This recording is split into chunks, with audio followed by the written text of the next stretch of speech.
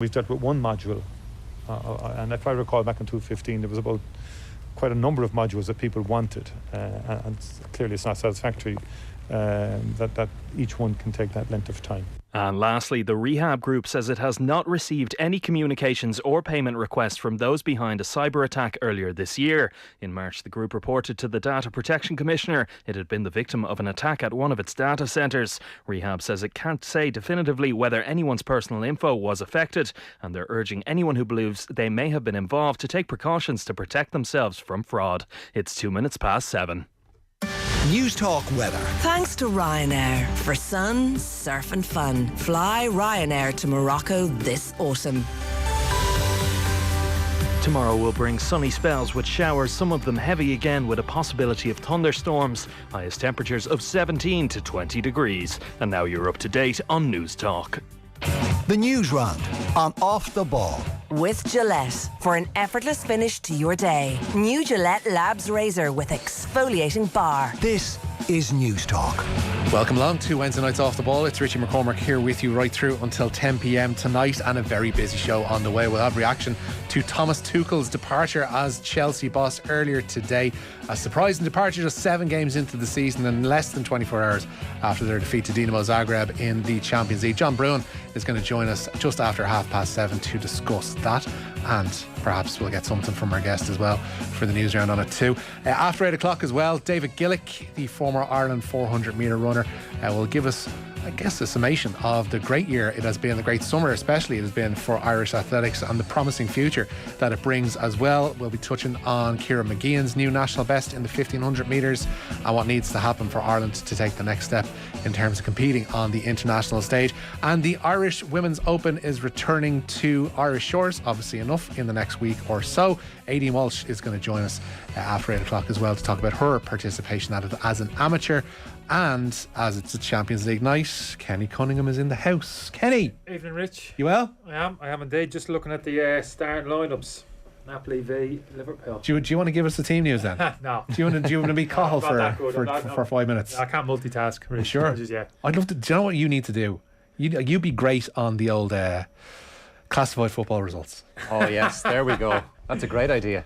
Every Saturday, 5 o'clock, Kenny Cunningham, classified football results. I need a few elocution lessons prior to that. I'd stumbled at least half a dozen times over that, I reckon. They let Marky Smith out of the It's not as easy as it sounds, is it? Just reading teams They've and got scores. rid of it, haven't they? They've dumped it, the BBC. They got a huge amount of criticism. 5 Live got a lot of grief for getting rid of it, yeah, because it just doesn't fit the modern day. Because people say just pick up your phone, just look at live score, flash score. I remember growing up, the old man being in the bath Saturday afternoon and having his pencil with the morning paper, and as the results came in, he'd scribble them in down the side in pencil, then bring them out and hand them to me after. I used to always be waiting downstairs for the classified. Was the paper not ruined from being in the bath, or? Sure, he was in the bath. It's funny, isn't it, how you remember it? Maybe he wasn't. Maybe he was out with the boozer. Maybe just from coming back into the boozer. Maybe that was it. Wet hands either way, you know what I mean? Yeah. Colin Mullaney's in the studio as well with us this evening for the news round too. But Kenny, I suppose the big news of the day, obviously enough, and we'll get into it in more depth after 7:30, is the departure of Thomas Tuchel as Chelsea manager. To some a surprise, to others not. I think 7 games into the season is pretty unusual. That's the best way I can probably frame it at this point in time. Yeah, little surprised when I heard it, but then very quickly, Rich, not kind of surprised. Suppose it was like that. It hasn't just been off the back of the first 7 games. Obviously, it hasn't helped in terms of results and performance, but tail end of last season as well, you could probably look back at. I just think it's his demeanour, Tuchel, for the period of time now. Just hasn't seemed happy. His body language hasn't been great. Angry man, apart from the Spurs stuff. You take that aside, even still. Yeah, no, even still, you're right. There's something there underneath, a bit more deep rooted. I don't know whether it's around the football club, the new ownership, how they're doing their business, whether it's something more. You never know, something of a personal nature, Rich, you never know. But he hasn't looked a happy bunny there for a while. And once you start, I think, criticising players, one thing criticising maybe transfer policy to an extent. I haven't got any players and a bit of disruption, blah blah blah. But I think once you start point the finger at players, you've got to be very, very careful in terms of the dressing room, potentially like turning against you. We can be pretty sensitive lot, Rich, as you know. It's a bubble in every sense. In that if you prick it, it is going to burst, and you're going to have. Yeah, so I just got to when I heard a little bit of that, particularly off the back of the result the other night, just thought you got to be careful. Players will take it to an extent, maybe if it's kind of justified, they'll kind of take it on board. But if they feel as if maybe there's an ulterior motive, maybe he's using us to deflect or anything like that, you start thinking along those lines. It's difficult to get the dressing room back on board. So yeah, a little bit surprised initially, but very quickly I thought, you know what, maybe not such a surprise. Did you ever lose a manager this early in the season? Ever see someone quit? Ever see someone? My fault. Like, did I get rid? As a player, yeah. Did you ever interview someone? Got rid of a few managers in my time. I'm sure you don't worry about that. Yeah. I'm sure they tell you that as well. No, I don't remember. I don't remember a manager going.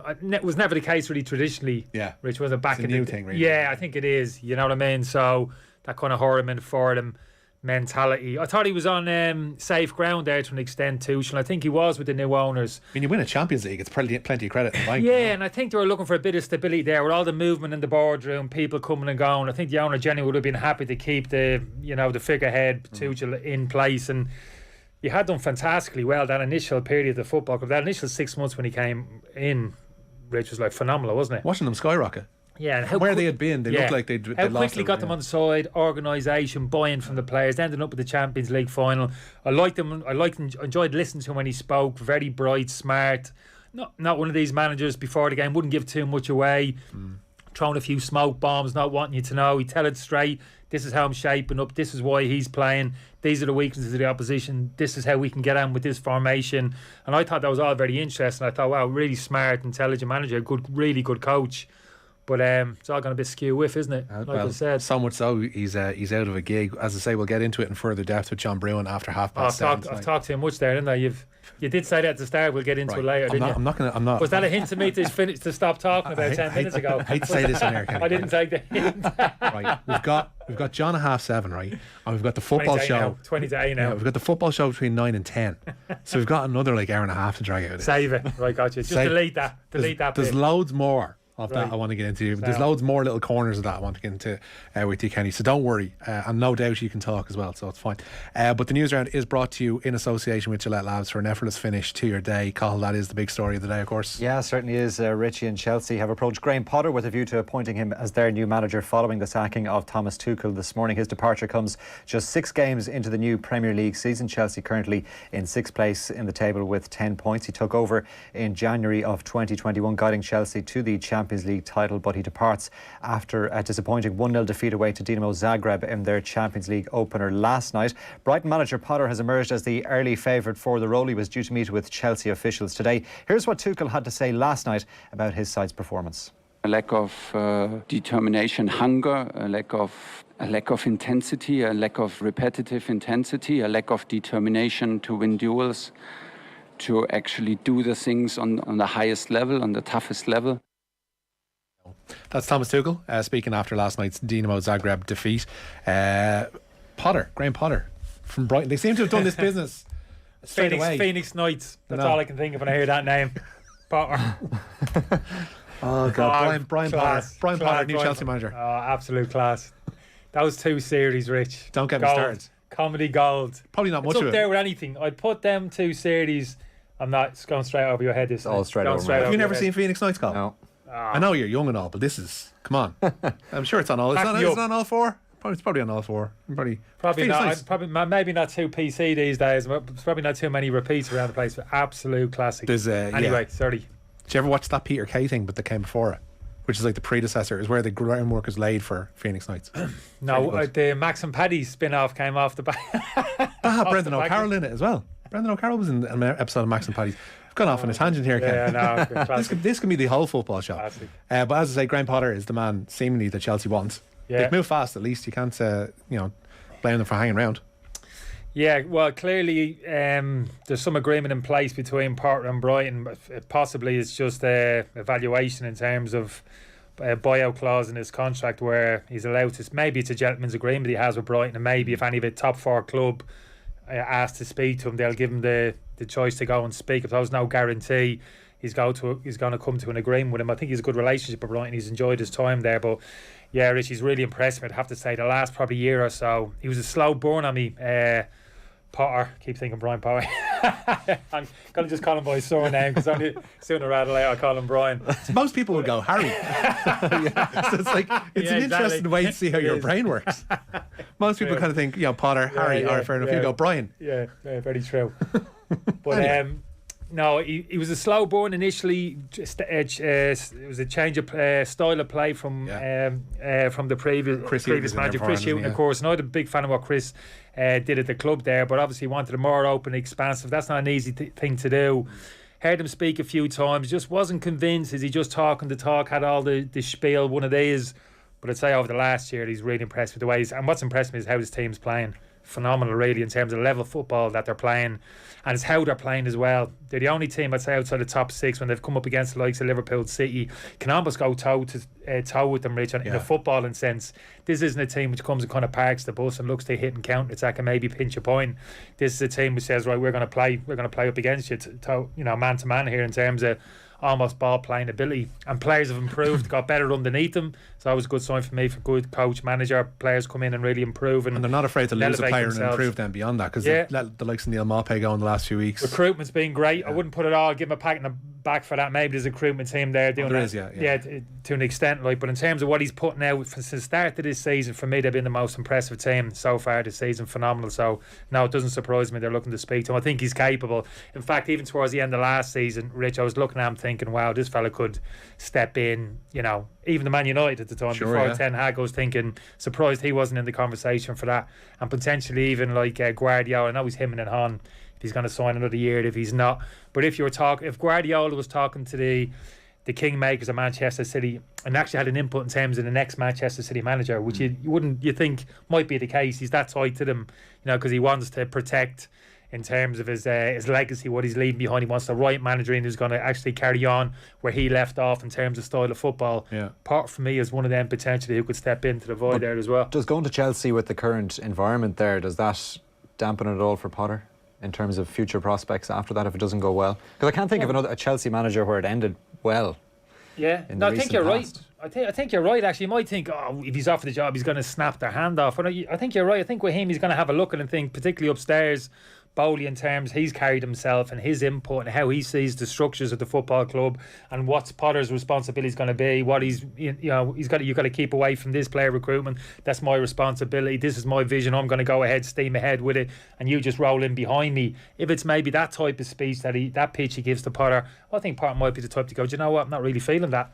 I'm just going to stay where I am, and maybe an equally good opportunity, if not a better one, potentially like a Manchester City. Sure. That type of club, maybe even Liverpool if Klopp doesn't put Liverpool out this dive that there. Stop it. We'll get to that momentarily. Darren Potter was another suggestion. Did you ever play with Darren in the international scene?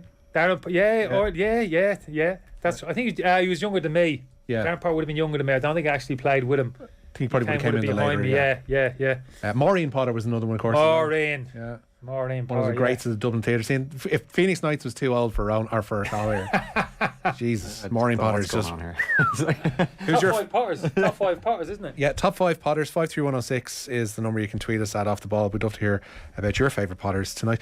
Champions League football, of course, ongoing. Rangers have just had a goal chalked off by VAR. Hasn't been an easy night for them so far, though, Cathal. No, they're 3-0 down to Ajax, and Ajax have been really dominant. As you say, they've had a goal just chalked out after a VAR check. And the other game that kicked off at 5:45, it's Eintracht Frankfurt 0, Sporting 2. Sporting have scored twice there in the last couple of moments to take a 2-0 lead. A busy evening ahead, as you say, Richie. Among the teams in action from 8 o'clock, Liverpool go away to Napoli. That's in the same group as Rangers. As for the Liverpool team news, well, James Milner starts. There's no Thiago, but he is amongst the substitutes tonight for Liverpool. And Tottenham in action from 8 o'clock as well. They host Marseille in North London. And the Spurs manager Antonio Conte admits he has a burning desire to improve his managerial record in the Champions League. He's only led a team out of the group stages of the competition twice in 5 attempts, and he says he's keen to improve his record. Success in Europe with a trophy is important for every manager. For sure, in my heart, in my mind, in my ambition, there is the will. It's difficult, but at the same time, I have this ambition. Matt Doherty again on the bench for Tottenham tonight. Emerson Royale preferred on the right hand side of their attack. Jed Spence, another one among the subs. There was a clip going around overnight of Clint Dempsey doing punditry for CBS, I think it was, in America, and he was asked for his tips to win the Champions League, and obviously he says he's a bit biased by this, but he believes Spurs have a chance this season to do well. Is that it? Is that the big headline? Spurs have a chance to do well. He thinks He putting himself out on a limb there. He thinks Spurs have a chance to do. What does that mean? No, he thinks they're a dark horse. Well? Quantify well. I'll quantify it. Get out of the group. Last 16, maybe. No, he says they have a chance to win the whole thing. Yeah, well, everybody's got a chance to win the whole thing before the ball's even kicked, Rich. I don't think that's a stretch, isn't it? Did anybody ask him, are they going to win it? Yes or no? What did he say? He said they're a dark horse to win it. They're a dark horse to win it. Yeah.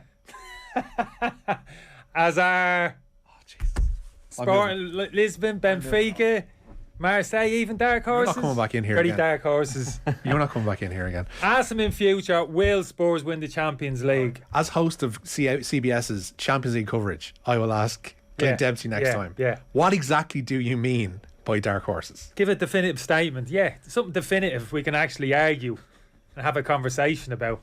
As opposed to you just getting grumpy about it. Elsewhere tonight, Carl. Yeah, some other games happening at 8. In Group C, Inter Milan host Bayern Munich with Barcelona at home to Victoria Pilsner.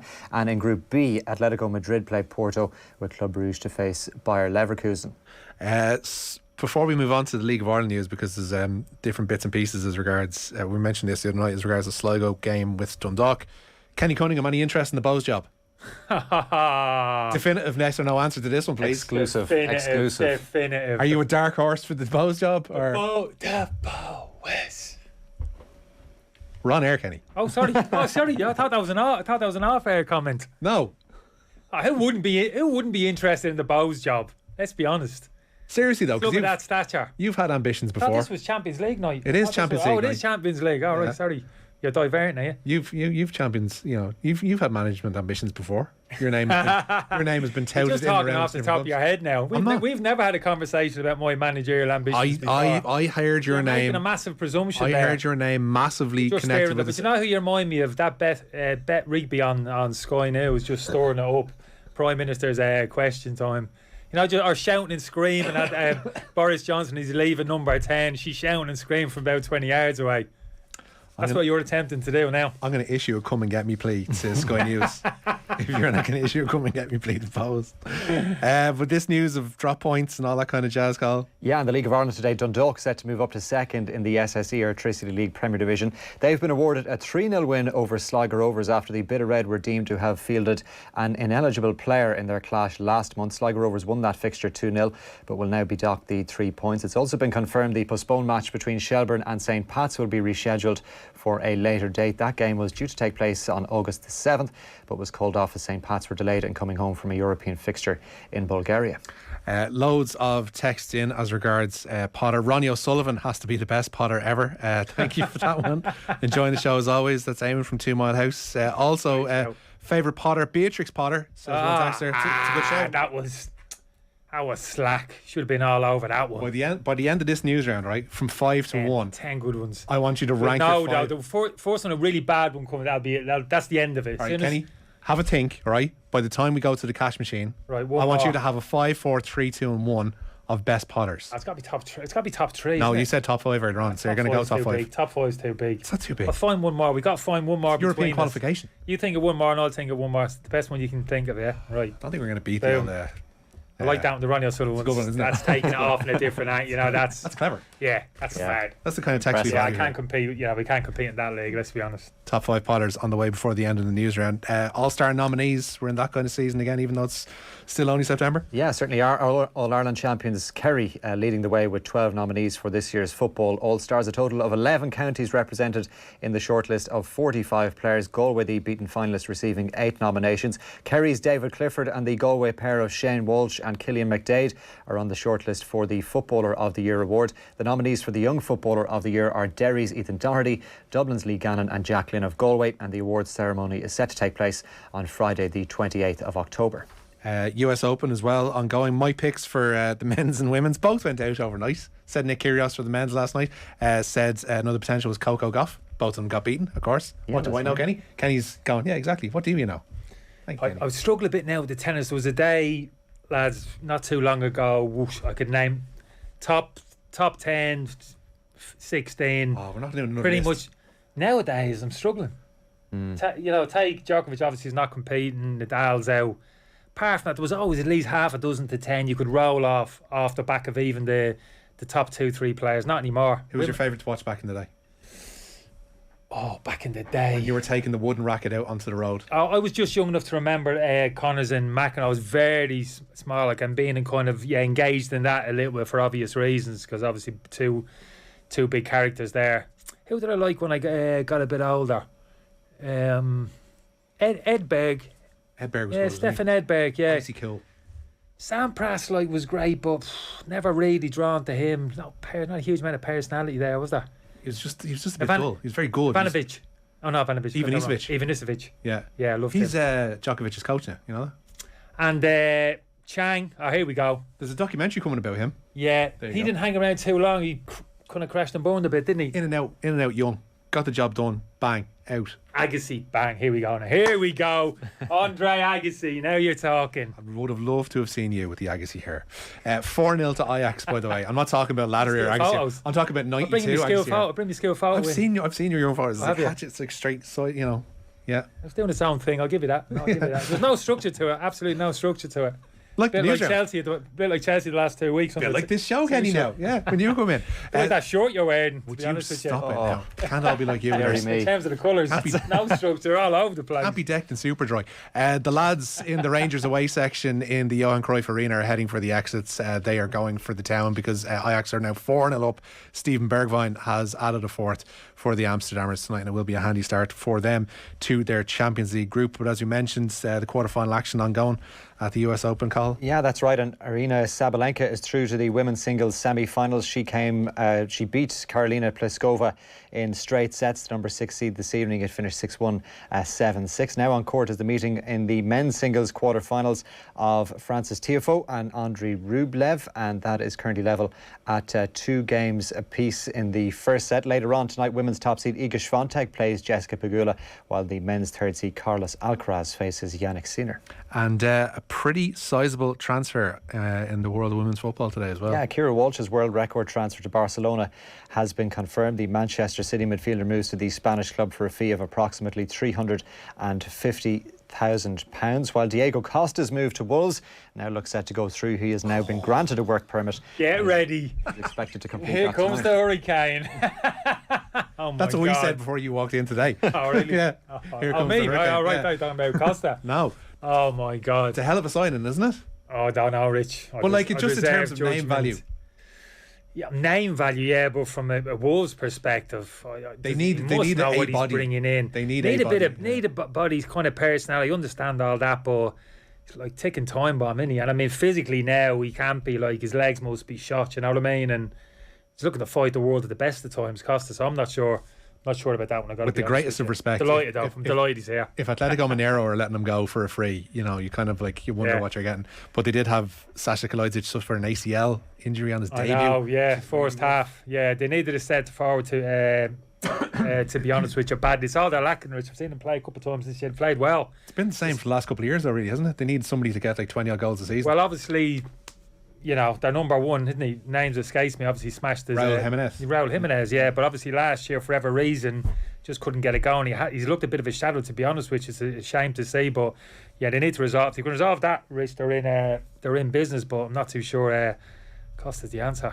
Rory McIlroy has been speaking again, also getting more digs in on the Live lads. Yeah, there's been a lot of talk about this this week ahead of the BMW PGA Championship at Wentworth, and McIlroy says his relationship with a number of former Ryder Cup teammates who've joined the Live Golf Series have been severely damaged. Speaking ahead of this week's tournament at Wentworth, McIlroy said he hasn't got much of a relationship with former teammates who have defected to the Saudi-backed tour at the moment. Ian Poulter, Lee Westwood and Sergio Garcia among those who have played in Live events who are set to play this week. And McIlroy added he doesn't believe that they should be playing at the event, which is the flagship tournament on the DP World Tour schedule. Shane Lowry too has been speaking about the current situation. Here's what he had to say today.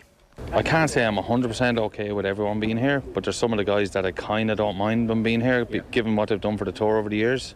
There's certain guys that I just can't stand them being here, to be honest, and I don't like it that they're here. And I think to be honest, the one thing that has really annoyed me over the last few months is how disruptive they're all trying to be.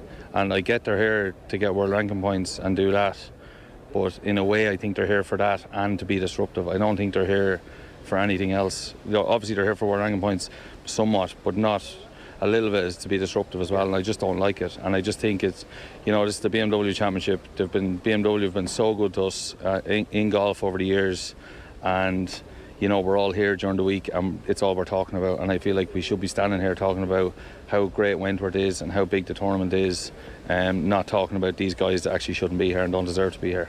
I'm loving the way this is shaping up for like a Sharks and Jets West Side Story finger clicking rumble down an alley. Oh my God, it's all going off. I don't know where it's going to end. In golf of all things. It's such a shame though, Rich. I mean, as it was, the template as it was. I mean, I like me golf, not massive, but the 4 majors coming as they did. Now the Masters, I know they swiveled the PGA, but I didn't mind that either. They brought that in, didn't they? They wedged that in between the US Open, didn't they, and the British Open. But that stretch from April to August, including the Irish Open and the British Open, the Scottish Open as well, wedged in there. Absolute dream for me, that stretch of the year. Absolutely perfect. I could give up on the rest of it. You got so much out of it during that period. All the best golfers, all going at it. For me, that was absolute kind of perfection. I think it's a shame. Don't know how it's going to come out in the wash, but I can't believe the game of golf's going to be in a better position because of it. I think, we're in a fractious state of mind. Before we get Kenny's top 5 potters, Colm Collins has put an end to one of the big ongoing sagas of the management scene. Yeah, he's set to bring his stint as Clare football manager into a 10th season. He was ratified at last night's county board meeting. Now the longest serving inter-county manager in either Coden. During his time in charge, he's brought Clare from Division 4 to Division 2, and they reached this year's All-Ireland quarter-final. Yeah, I'd say they're probably delighted to get that one put to bed. Colm Collins staying on. Loads of text in, 53106. Thank you for them so far. Mr. Potter, It's a Wonderful Life is one of somebody's favourite. So you can add that to your list. Somebody's actually given their top 5 Potters. They've said number 1, Harry. They've gone in, reverse order. Right. And one's Harry. Number 2, Maureen.